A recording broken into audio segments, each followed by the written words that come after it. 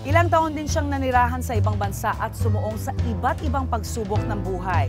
Ngayon sa kanyang pagbabalik, ano ang naghihintay kay Ate Guy?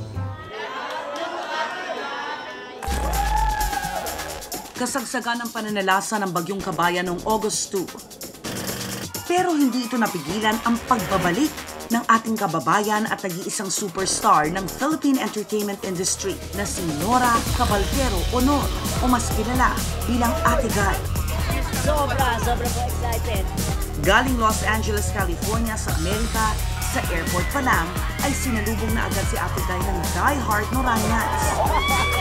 Ate Guy!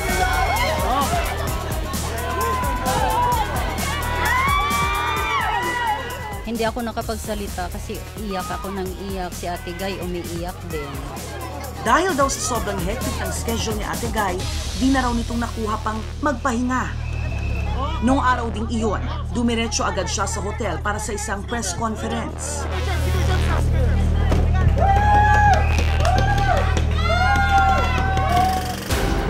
Sa mahigit 8 taong naunsyaming pagbabalik ni Ate Guy sa Pilipinas, ito ang kauna-unahang pagkakataon na haharap siya sa media.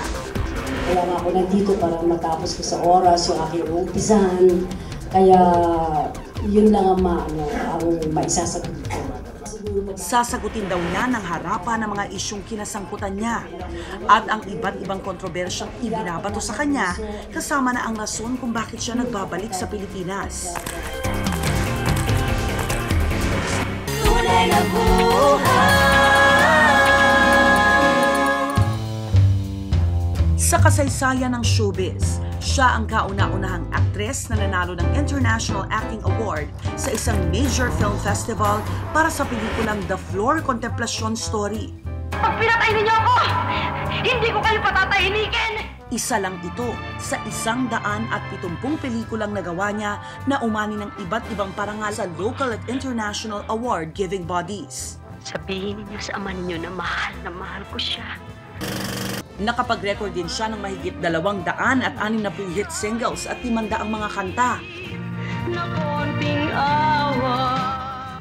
30 sa mga ito ay naging gold single at nakabenta ng mahigit 1 million units. Kaya walang duda, siya ang natatanging superstar. Ano ho bang namumukod tanging katangian ni Ate Guy? Bakit hindi nawala yung kinang niya? Sa mata pa lamang, nakikita mo umaarte na siya. Hindi pa siya nagsasalita. Nandun na yung ang kagalingan ng isang superstar. Marami na siya napatunayan. Kaya multi-awarded na yan eh. Siya ay icon na nga ngayon. Nakapareha din niya noon ang dalawa sa pinakasikat na leading men na sina Christopher De Leon at Tirso Cruz III. Pero ang mas tumatak at sinubaybayan ng marami ay ang tambalang Guy and Pip. Yun talaga ang gusto nila, yung maitim na babae na simple at saka tisoy na lalaking gwapo. Ayun yun ang contrast nila eh, kaya nagkiklik sila.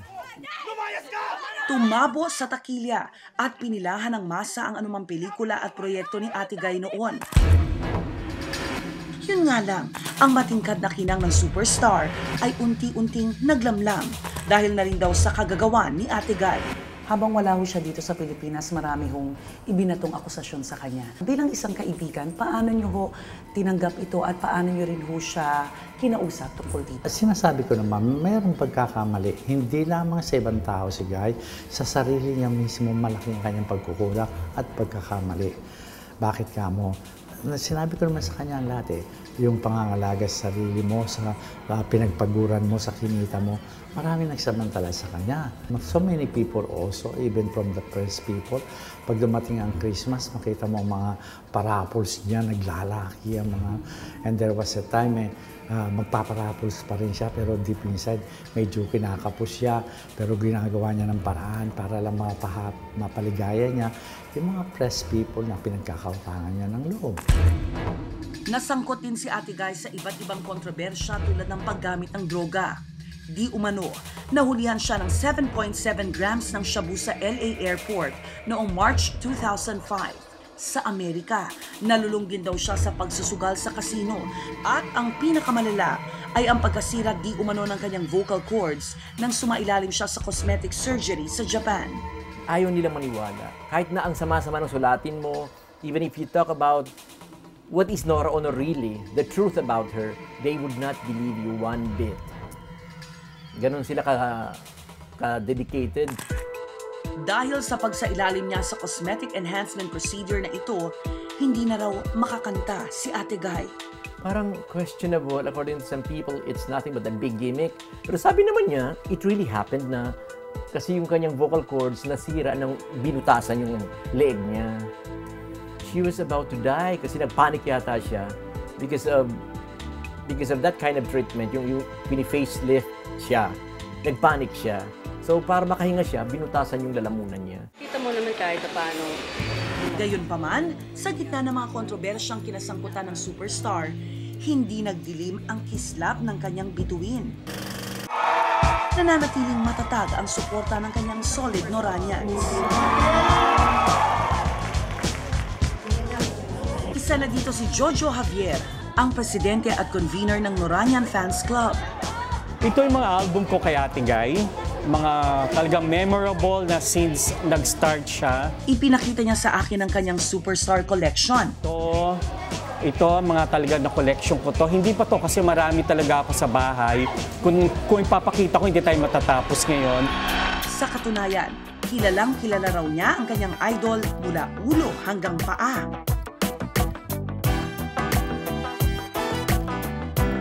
Kahit pa ang mga dating bahay at tirahan ni Nora, tandang-tanda pa raw niya. Ito ang Valencia Street na dati rin bahay ni Ate Guy na ngayon may-ari na si Mother Lily. Pero naalala ko rin itong bahay ni Ate Guy na pinakamalaki na talagang pinupuntahan namin. Very memorable to, lalo nung sila pa ni Boyet de Leon. Ito yung bahay ni Nora Honor dati. Ito kung nakikita nyo, ito yung andito kami buong magdamag, umaga hanggang gabi, na talagang every Sunday get together ang mga fans ni Ate Guy. Pero bukod sa mga diehard fans ni Ate Guy, papahuli ba sa suporta ang kanyang naging tatay-tatayan na si Kuya Germs? Sa pagbisita ko sa programa ni Kuya Germs kung saan special guest niya si Ate Guy, nagulat ako sa patuloy na nag-uumapaw na suporta ng mga solid Noranian, pati na rin si Master Showman. Dapat natin ibigay yung mga fans dito nagkakagulo, may mga umiiyak. Kanina habang tinutugtog yung mga kanta niya, may mga nakikisabay dun sa kanta niya. At ngayon nakita nila in flesh ang kanilang idolo, superstar Nora Honor, nagbabalik sa Pilipinas. message na po sa mga fans. Mahal na mahal sila lahat. Sa isang pambihirang pagkakataon, nakapanayam ko at nakilala ng harapan si Ate Guy sa kanyang makeup room. Ate Guy, welcome back po. Kami po ay from Tunay na Buhay. Ano hong na-miss niyo sa Pilipinas, if I may ask? Yung mga fans, syempre. May mga fans na pero iba yung mga fans dito siya. Kaya, mga kaibigan, pamilya. Mensahe na lang po sa mga fans niyo, Ate Guy. Nasa puso at isipan ko sila. Alam nila yun kung gaano ko sila kamahal. Iba nga pala ang pakiramdam kapag katabi at kaharap mo ang superstar. Sa isip ko, parang naging instant fan na rin ako dahil sa pagkamangha kay Ate Guy. Tahimik at mapagkumbaba siya sa personal. At minsan, palabiro din pala. Swerte na ko. Ay, ganun po. Thank you. Thank you. Salamat. Thank you very much. Carlos, pa-picture namin kayo sa Salamat po. Ay, naku ma'am, thank you. Salamat po sa inyo.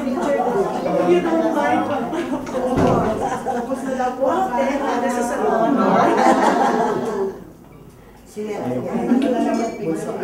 With Ate Guy. Wow, this is an honor. Salamat po. Tulad ng mga bida sa pelikula, kapag sila ay nadadapa, muli rin daw silang tumatayo. At yan ang ginagawa ngayon ni Ate Guy. Sa pagbabalik niya sa bansa, pumirma siya ng exclusive contract sa isang TV network para gumawa ng teleserye at pelikula. Ito po yung Kinuha din niyang manager si Kuya Germs na siya raw gagabay at aalalay sa 3 buwang pananatili ni Ate Guy sa bansa. Kahit matagal na nawala sa sirkulasyon, habang buhay na raw na ikakabit kay Nora Aunor, ang bansag na superstar. Bilang artista, siguro hindi nila dapat kalimutan kung saan sila nanggaling at hindi dapat kalimutan yung pagpapakubaba lagi at magmahal sa kapwa.